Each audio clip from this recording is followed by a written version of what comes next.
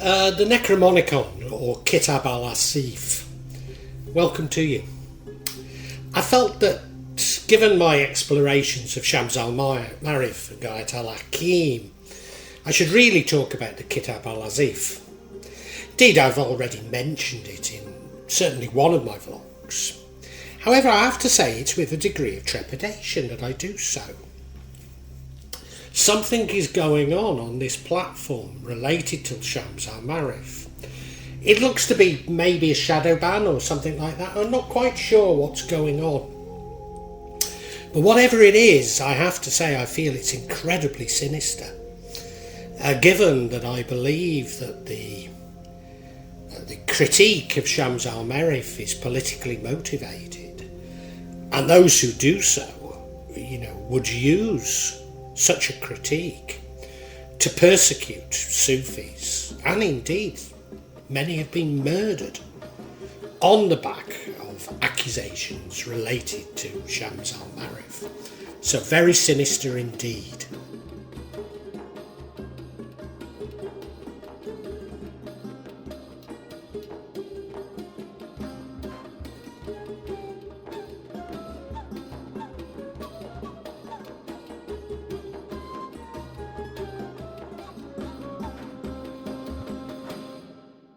HP Lovecraft. Let me be very clear. Kitab Al-Azif is a figment of the imagination of the New England writer HP Lovecraft. Yes, a number of popular books have been written in honour of Lovecraft's creation of Kitab Al-Azif, known as the Simon Necronomicon. Furthermore, the popularity of this book spawned a number of similar books, but none of these are by Lovecraft, nor are any, original Arabic texts. Some may have taken from Babylonian magic, etc., but none are original. I also need to be clear that, unlike most magicians, I don't hold Lovecraft in high esteem, nor his creation of Kitab Al-Azif. I think it's because I have something of a problem in identifying with so much of American culture. Despite having lived in New Orleans, in the French Quarter indeed, who some would argue, of course, isn't a part of the United States, but the furthest most north part of the Caribbean. And also I've had a lifelong appreciation of soul and jazz music. But I think really this difference between me and most magicians exposes my focus on mysticism rather than actually on magic. You see, I had magic thrust upon me rather than having a deep interest. And I think it's this deep interest that teenagers have, which is behind so many magicians' affection for Lovecraft. So HP Lovecraft was Howard Phillips Lovecraft, born August the 20th, 1890, died March 15th, 1937. And he was a writer of science fantasy, horror fiction, the weird, the strange, if you like. He was born in Providence, Rhode Island, and he spent most of his life in New England. After his father was institutionalized in 1893, he had lived affluently until his father's wealth was dissipated, until the family's wealth was dissipated after the death of his grandfather. He then lived with his mother in financial insecurity until her own institutionalization in 1919, debatably a result of syphilis. Certainly that had been his father's fate, although the shock of being plunged into poverty certainly took its toll on both Lovecraft himself and his mother. He was raised in a very conservative Protestant family, Although he himself was a self-declared atheist, he did flirt with a few things, but most of his life he was an atheist. He was introduced to Grimm's fairy tales and 1001 Nights as a child, and he particularly loved 1001 Nights. He began to write essays for the United Amateur Press Association, and in 1913 he wrote a critical letter to a pulp magazine that ultimately led to his involvement in pulp fiction. He became active in speculative fiction community and was published in several pulp magazines. He moved to New York, I think it was after marrying Sonia Green, in 1924, and later became the centre of a wider group of authors known as the Lovecraft Circle. They created for themselves a mystical universe inhabited by mystical and dangerous creatures. They also introduced him to Weird Tales, which would become his most prominent publisher. He was prone to homophobia, and despite having been married, he is sometimes claimed to have been a closet homosexual. After splitting with Sonia, he moved to Red Hook in Brooklyn, where there were many Syrian immigrants who he claimed, he publicly despised. Lovecraft's time in New York took its toll on his mental and financial state. He returned to Providence in 1926 and produced some of his most popular works, including The Call of Colsa, The Mountains of Madness, The Shadows over Innsmouth, and The Shadow Out of Time. And indeed, he remained an active writer until his death from intestinal cancer at the age of 46. But none of his books had been published before his death, only serialised in these pulp magazines. And he died in relative poverty.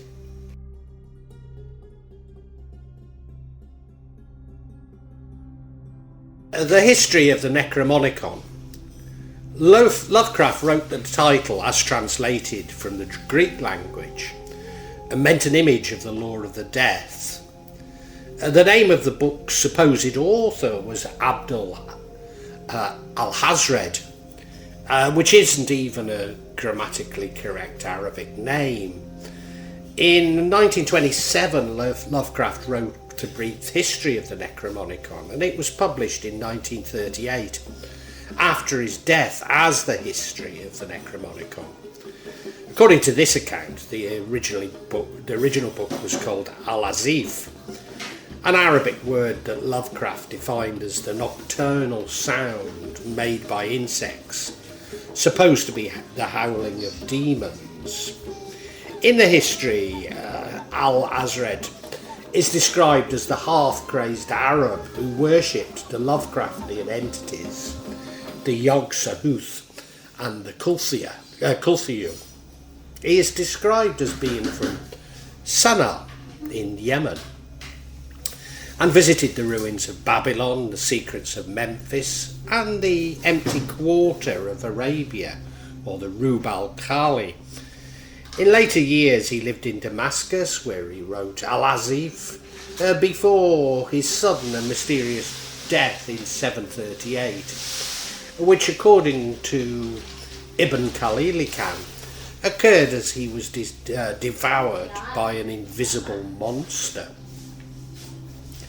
In subsequent years, Lovecraft wrote that the Azif gained considerable circulation, notoriety. In 950 it was translated into Greek, and it was then given the title the Necronomicon by Theodorus Philatus, a scholar from Constantinople. This version was suppressed and burnt in 1050 by Patriarch Mikhail. After this attempted suppression, the work was reputedly translated from Greek into Latin by the Dane Olaus Wormius in 1228, many centuries before the real Ole Worm was born.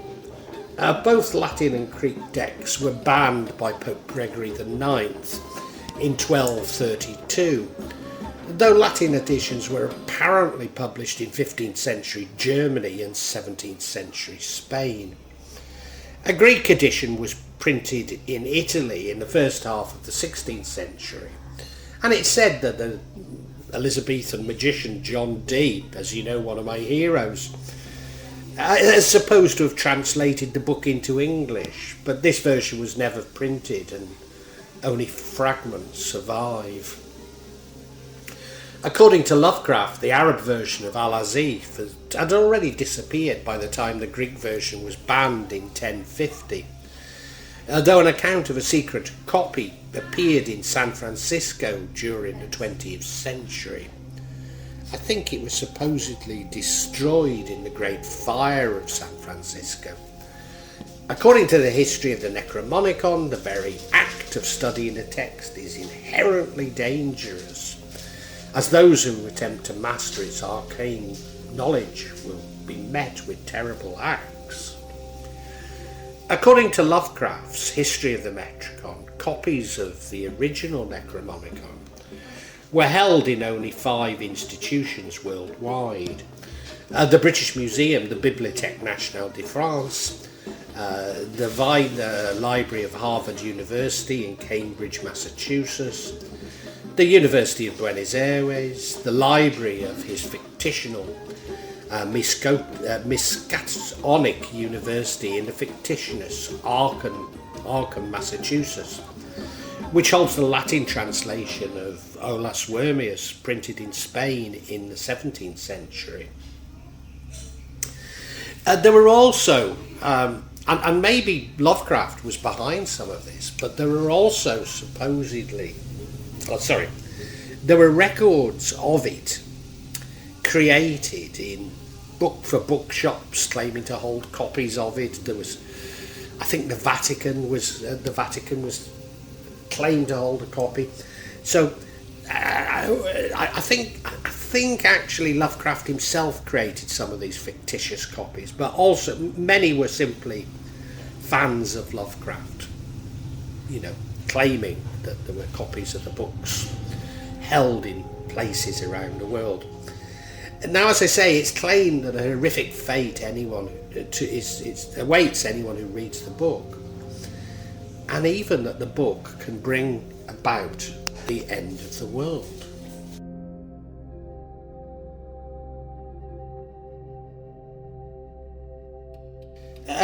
Kitab Al-Azif and Islamic magic.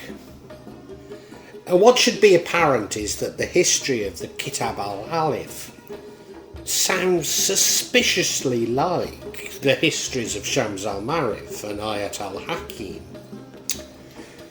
Both what we actually know and indeed the myths that have developed about both of these books. Now, there's a number of creatures which appear in Lovecraft's novels which seem to be influenced by his reading of the 1001 Nights, including the Cthulhu, which sounds a lot like a Phalak mentioned in the 1001 Nights. Now, this has led to some, I believe, ridiculously claiming that Lovecraft was influenced by Sufi mysticism. But of course, racism, or race, was the most controversial aspects of Lovecraft's legacy, which he expressed in many disparaging remarks against non-WASP races and cultures in his works. And this racism appears to be informing so many of these sort of connections and supposed relationships. And I think you could levy, not as strongly, it's not as overt, but the same criticism of racism at so much of the Western magical tradition, especially that stems from the Golden Dawn. Now, I'm not trying to say they were any different from their times. I'm not trying to say that it was, what can I say? These traditions were designed to be racist. Not at all, no, they were reflecting their times. But what I am saying is that magic in the Western tradition was really developed from the Golden Dawn as from other people's religions, and nothing was seen as more sort of mystical, strange, maybe dark than the religions of the Middle East, especially Islam. So, current day Islamophobia, I think, can be traced back. I mean, it probably goes back a lot further, but this preoccupation with Orientalism that, is very much in the Golden Dawn, and has been handed down through the Western magical tradition as a result. Now, I don't want to overemphasize it, but what I am trying to say is that Lovecraft's racism, particularly towards Arabs, it's a sort of a love-hate relationship, if you know what I mean. It's like very, very frightened of Arabs and yet fascinated. It's the sort of myth of the noble Bedouin. Yeah. And that seems to be very much reflected in the Islamophobia of today. That there's something to be fearful of Muslims because we are strange people with strange beliefs. So we have to be feared. But at the same time, there's a certain respect for us. There's a respect for our sort of control, that we don't eat pork, that we don't drink alcohol, that we pray 5 times a day, all things that probably seem ridiculous to Christians, But these are very minor things to us. So, what am I trying to say? Well,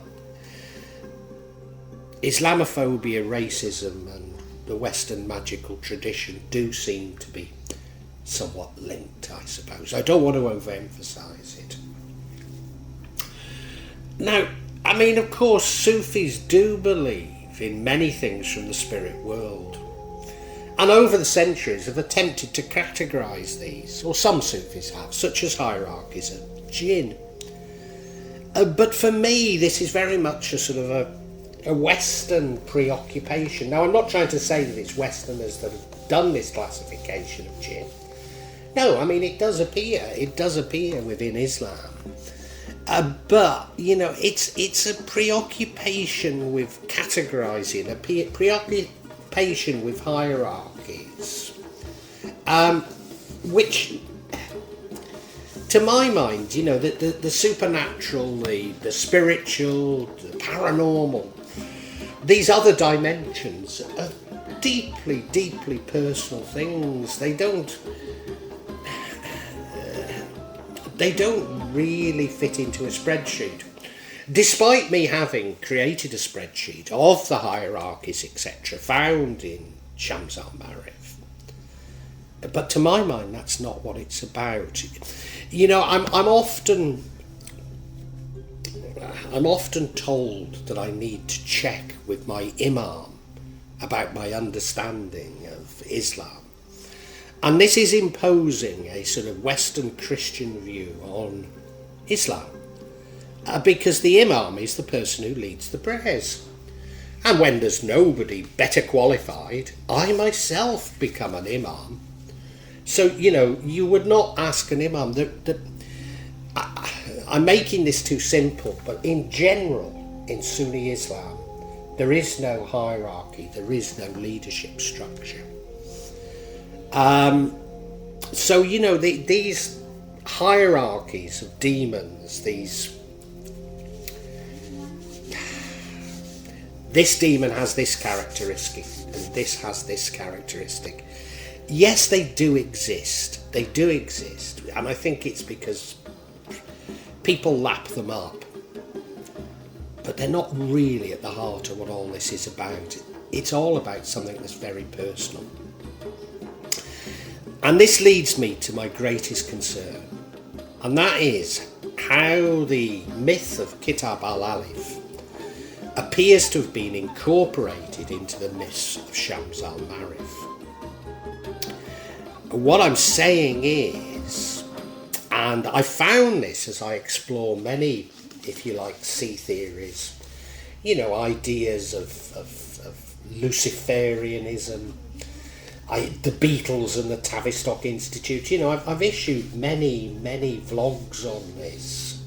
Global Luciferianism, the Church of Satan, etc., etc., the Black Pope and the Church of Satan. And when I really begin to scratch the surface, I find that much of the sort of sea or popular myth seems to be derived from popular culture, popular American culture at that, which of course Lovecraft and Kitab Al-Azif are. So I smell a rat. Now I'm not saying that there aren't dark forces within Islam that are attempting to suppress Shams al-Marif and suppress Sufis, but this seems to be being flamed by the West, by people who would be familiar with American popular culture. Now that's just my conclusion for what it's worth. But this has a darker reality than, of course, even Lovecraft could have invented, and that is that Shams al-Marif is accused of containing all sorts of unsavoury elements. And I was only in an argument yesterday with someone on my channel about this, accusing it of all sorts of things, which, if they're true, they're marginally true. It was as though the whole thing is full of dark magic, and nothing could be further from the truth. The whole thing is full of the glorification of the 99 names of Allah. And of course, this fallacy about the true nature of Shams al-Marif is used to persecute and indeed murder, I ought to say mass murder, of Sufis.